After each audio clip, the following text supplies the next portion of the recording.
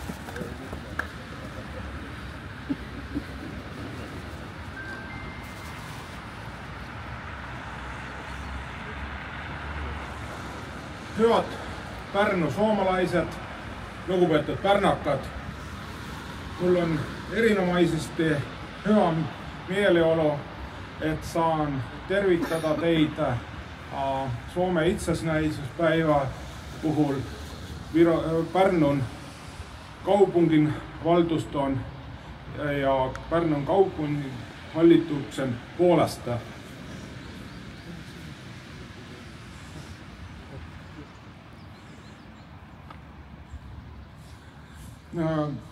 Viime vuonna on ollut Suomella aika hyvä vuosi.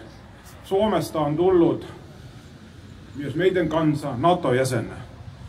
Jos katsotaan tästä Viron kannalta, on se erinomaisesti tärkeä asia, kui käy meidän naapuripuolelta sota Ukrainassa. Ja jos olemme yhteisessä liitossa, olemme voimakkaammin kui olemme olnud myöhemmin. Ja meillä on aika pitkä yhteinen historia, mutta sellest historiaa kirjoittajasta on vähän huono juttu, että lähiaikana meni Taiwan valtuuskunta, viimeinen virolainen Suomen poika Artur Roopalu, ja me muistamme hänet tänäänkin. Ja nyt on pakko sitä historiaa kirjoittaa eteenpäin meillä. Vielä kerran Hyvää itsenäisyyspäivä suomalaiset. Hyvä Suomi!